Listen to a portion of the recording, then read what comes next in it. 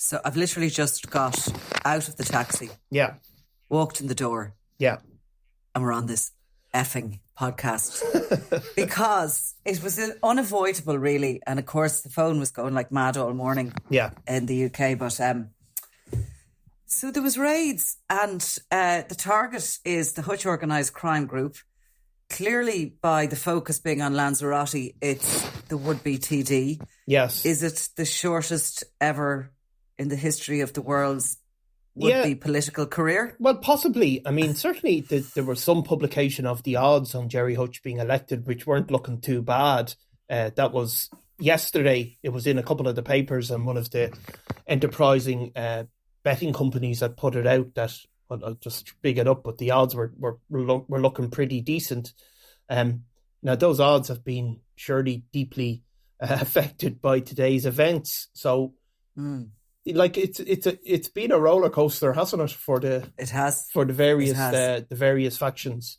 Well, so there was a number of raids in both Dublin and in Lanzarote, and we know for a fact that the Monk's Home in Clontarf was one of those houses that was searched. Yes. And there was a number of properties in Lanzarote.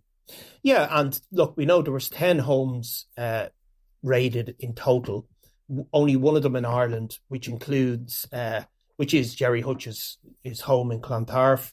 The Gardaí were accompanied by Spanish police when they went in today, and also the Criminal Assets Bureau and the National Bureau of Criminal Investigation. So it's a major operation. The guards have described it as targeting a transnational organised crime gang, and specifically looking at money laundering. There's 10 properties raided in total, but only one in Ireland. So the rest of them are in Spain, in the Lanzarote. So is the Drugs and Organised Crime Bureau involved in this at all? Well, they don't say that. It's just the National Bureau of Criminal Investigation, which was Ali was talking about. Yes. As regards to some investigations into the existence and such and the workings of the Hutch gang. It's an unusual one for NBCI to take up, is it not? Well, I don't. Yeah, it probably is unusual. Normally, these things are the Drugs and Organised Crime Bureau. The guards were assisted by the Emergency Response Unit when they went to the home today. But I think what you're seeing is this is about money and about the movement of money across between Ireland and Spain.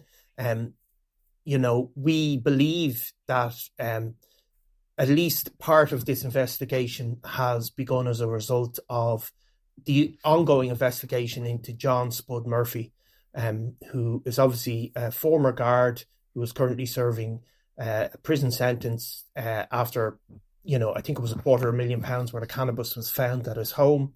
Those drugs were linked to what's broadly described as the Hutch Organised Crime Group. Certainly it seems that he was tied in with them. So it happens. I mean, as soon as we were putting up the story, we're in the newsroom and somebody from the Indo turned around and said to me, the conspiracy theorists are going to have a field day today. Yeah. Well, I mean, the timing is spectacular, no matter what you say. Yeah. This thing's been investigated for 2 years, I noted they pointed out. Yeah. But, I mean, to come so swiftly in the aftermath of our story and Ali Bracken's story about him throwing his hat in the ring or considering it for the Dail, it is hard to ignore that this looks like it's, take him down, shut him down, and certainly don't leave him in a position that he can run for public office. Well, you might say that, but obviously the Guardia Civil have been participating in this investigation, and the search was actually carried out on behalf of them by the guards. So they work together. It's all in Spain. So it's all in Spain. Whether the counter argument to the conspiracy theories is what do the Spanish care about if Gerry is elected a TD or not?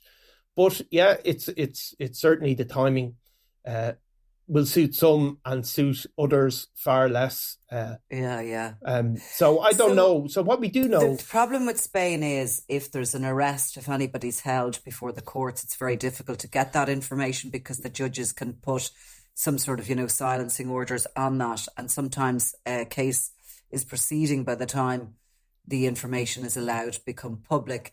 And also, if the if somebody is before the courts, they're still under investigation. There's no actual criminal charge. No, it's different because in the same way people being arrested in Ireland, they're not routinely named, though they are sometimes. Somebody being brought to court in Spain doesn't become a public event like it does in Ireland because of the legal system.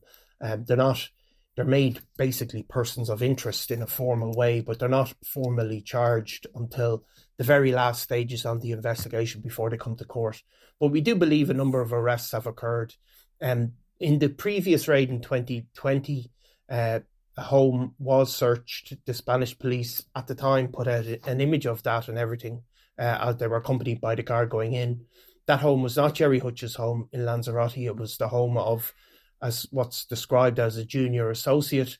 So it is more than just maybe Gerry Hutch, but clearly by raiding Gerry Hutch's home, he is central to it.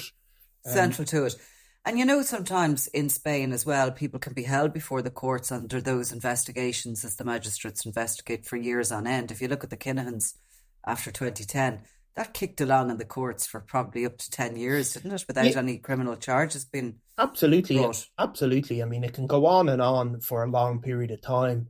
But to get back to brass tacks, does that prohibit him from running for the Dáil if he is before the courts as such? I don't think it does. Right. No, I'll have to...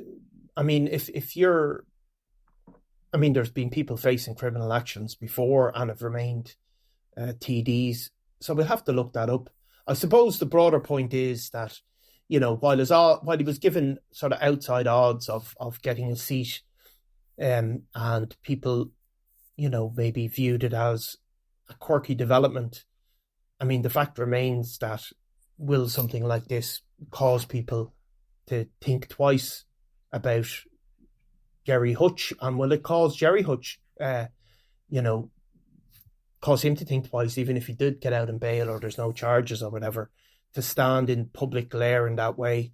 It certainly throws a cat amongst the pigeons, So, is there any press conferences been held either here or in Spain that you know about, or is this information just dripping out bit by bit? Well, the guards put it out this morning, and what has traditionally happened in Spain is that we've that the Spanish police will subsequently put out a press release, not with people named, but often accompanied by visual images and pictures of people being arrested. When Gerry Hutch was arrested the last time, if you remember, an image was put out of him being taken into custody in a Spanish hotel. We do know that Gerry Hutch left Ireland this weekend and flew out to Lanzarote. What you do get told, and inquiries have been made with the Spanish police, but there's a very clear distinction that things can't be confirmed, especially if there's court proceedings ongoing where people are brought to court. It's interesting, I suppose. I mean, if we talk back to the reaction that story got about Gerry Hutch, we got a couple of... I was actually going to look for one of them there, one piece of criticism for us maybe having a couple of laughs about it. I'll try and find it. Oh, yeah, I emailed you that. Yeah, you emailed me that. But I actually helpfully off a couple of my friends also send me bits of criticism when it comes my way. But, so... I mean, obviously... I'll read a bit of that out anyway in the Q&A. Are we still doing that? We're still doing that, yeah. So... Okay, so that means anybody who has questions, and I'm sure there's going to be unbelievable amounts of questions to come in now this week. We'll record it and put it out early next week. We'll handle as many as we can.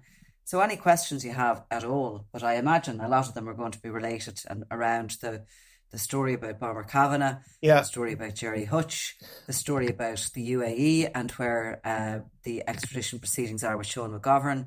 It's been just one of those chaotically busy times when news around crime spikes as opposed to actually crime spiking. And, you get a lull anymore? Is there a lull? I can't remember a lull. There's no lull. I mean, it's like like if you look at the trajectory of the story since Gerry Hutch was found not guilty, like it's an incredible trajectory for all of the people involved.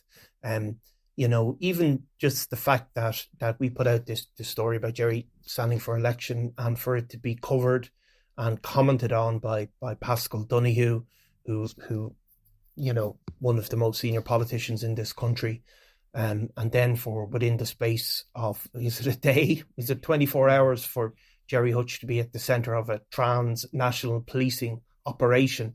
I mean, it goes, I suppose, we kind of, I suppose, become a bit desensitized, and, it becomes a bit kind of crazy and almost bizarre, but it is incredible. It is like a kind of a it's like a real life soap opera or something. It's like a real life soap opera. But we'll see underneath it all has been, which we've always spoken about, as this long-term investigation into what the Guards call the Hutch Organised Crime Group. The way that group operates has been very different to the Kinahans. It's this kind of loose alignment of figures, and certainly the money trail has become the primary focus of that investigation. Obviously, John Murphy, when the police found that amount of drugs in a former very high-profile senior Garda's home, that sparked off a whole wave of investigative leads, I suppose. And this has been all coming around for a long time.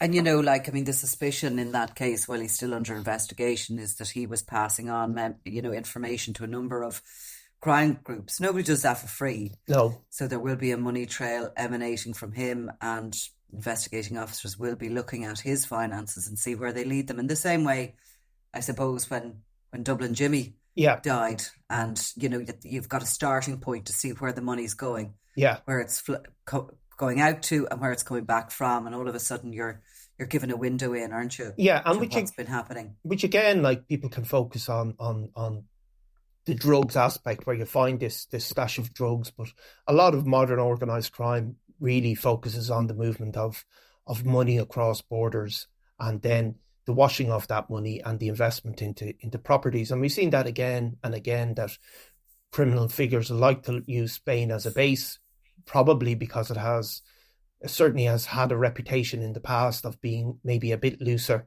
And also, like, organisations like the Criminal Assets Bureau don't have the same level of power, though they have shown that they can reach across borders into all of these countries. So it's another in a way, we've talked recently about, how Gerry Hutch has ended up in a much more favourable position to members of the Kinahan cartel. But yesterday you had Liam Byrne, family and friends, celebrating his sentence and looking forward to being back on the streets. And maybe I have a bit more. I have a bit more to talk to you about on that one as well. I have what I would call a cracker. Yeah.